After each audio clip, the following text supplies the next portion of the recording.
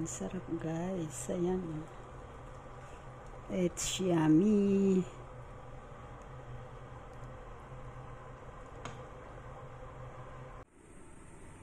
Ito na guys yung shark fin na pinakuluan ko kanina. So ayan na guys. So ngayon ay nalinis ko na yan. Ayan. Napaka-shiny yan. Ayan, ganyan siya guys. Napaka-shiny. Ngayon ay iluluto ko na yan sa malinis na sabaw. So ngayon ilalagay natin sa steamer. Ayan. And then ilalagay na rin natin ang sabaw. So ito na guys yung sabaw ng chicken soup. Ayan. Nailagay ko na yan. Kasi hindi ko yan mahawakan yung cellphone. Kaya ako'y pagkatapos ko na ilagay. Saka ko lang na i-video. So ngayon ay ilalagay na natin sa ating sabaw. Sa steamer. Ayan. Napakabigat guys.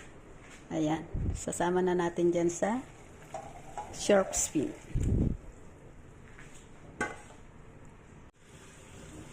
Ayan guys. So haluin lang natin. So mamaya maglalagay tayo ng sabaw pa. Kasi pakuluan ko pa yun. Second run ng sabaw ng chicken soup. So takpan lang muna natin. At ito na rin yung chicken bone natin. Ayan. Chicken. Pakuluan lang natin yan. Tapos idadagdag natin doon sa may shark fin soup. Ayan.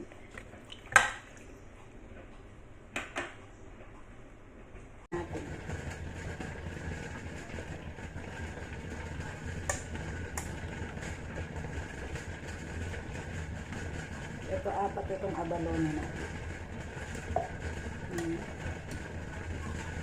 Ayan, apat ang laman niya. So, slice lang natin.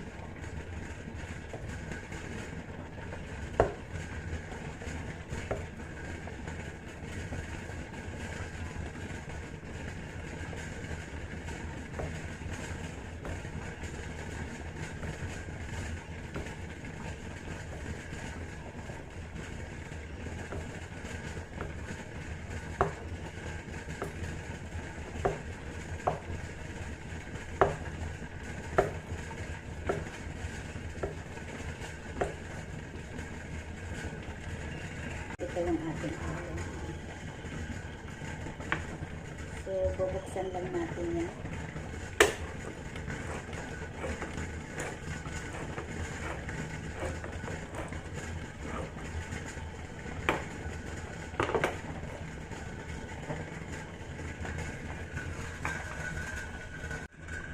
Ayan guys, buksan natin yung ating shark fin. So, ayan na yung shark fin. Ilalagay na natin yung abalone soup.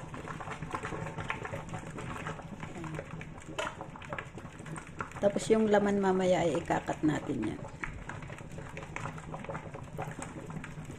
Ayan. Para malinamnam yung ating shark fin soup, maglagay tayo ng abalone. So, ayan na guys. Ito na pala yung fish maw. Ayan. Hindi ko yan na-video kanina nung nilagay ko. Ayan na guys. Ayan.